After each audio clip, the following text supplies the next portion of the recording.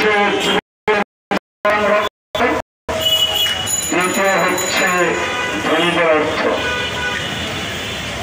আমাদের দেশে অনেক আন্দোলন হয়, কাদিয়ানীতির বিরুদ্ধে আন্দোলন হয়।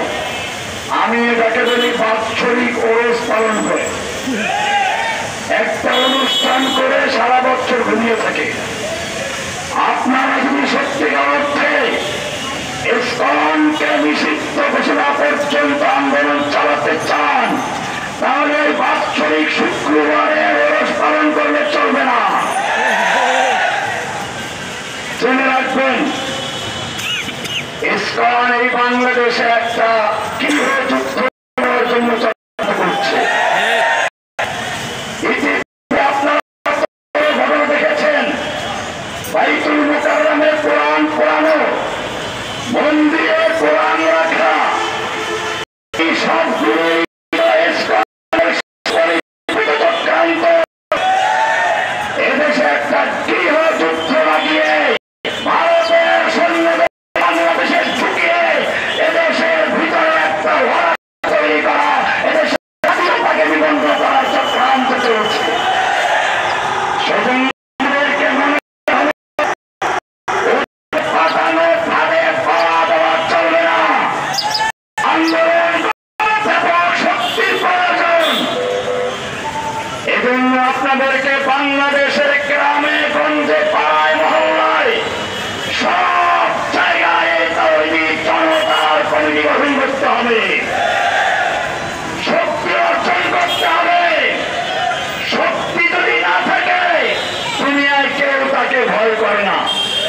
যত চিল্লাক 70 বছর ধরে ফিলিস্তিনি মুসলিমরা মিছিল করছে, বিশ্ব মুসলিমরা চিৎকার করছে, বিশ্ব বিবেকের কানে যায় নাই। যেই মাত্র পশ্চিমা সেখান দিয়ে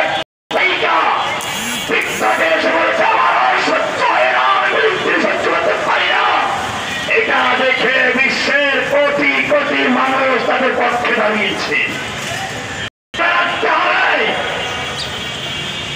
আজকে মুসলিমদের এই দুরবস্থা কেন?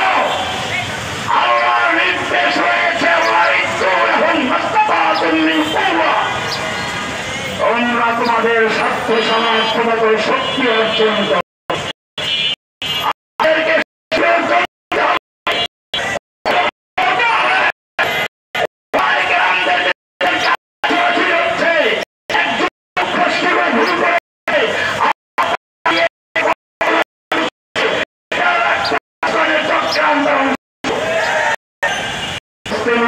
বিভক্ত করার জন্য আর সংগঠনগুলোর মধ্যে করার জন্য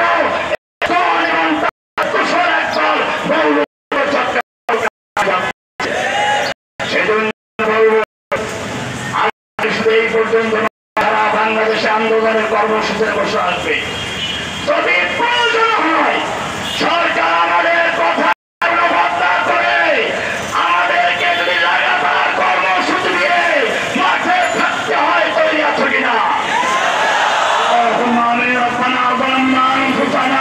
وإن لم تغفر لنا وترحمنا لنكونن من الخاسرين।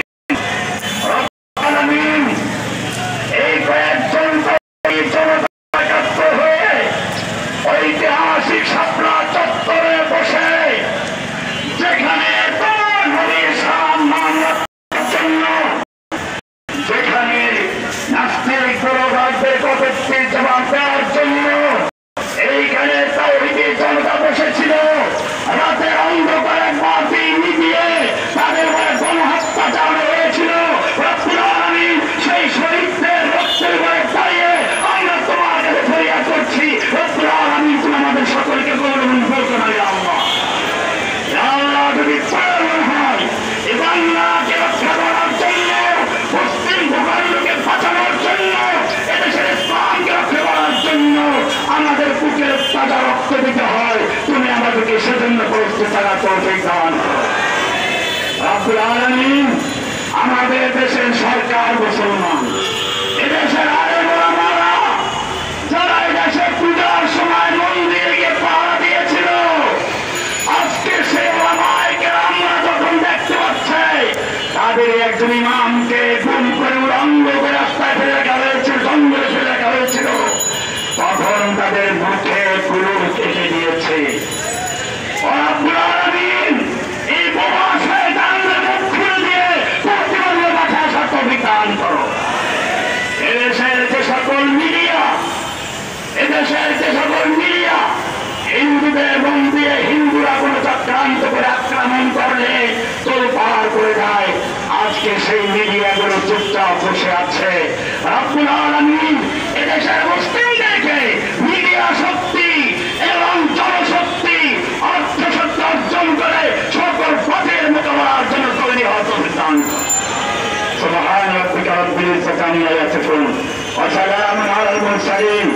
পরিশেষে রব্বুল আলামিন যারা এই মুসলিমদের পক্ষে কাজ করছে, যারা মুসলিমদের পাশে গিয়ে দাঁড়াচ্ছে, তাদেরকে দুশমনরা ভীতি প্রদর্শন করছে, রব্বুল আলামিন তাদের জান মান হেফাজত করার দায়িত্ব মেহেরবানি করে তুমি গ্রহণ করে নাও।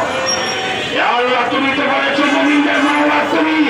ইয়া আল্লাহ, তুমি বলেছো ফাইনাল ইজ্জাতা লিল্লাহি জামিআ, সকল পাওয়ারের মালিক তুমি। আল্লাহ, তোমার কাছে আমরা শক্তি চাই, পাওয়ার চাই।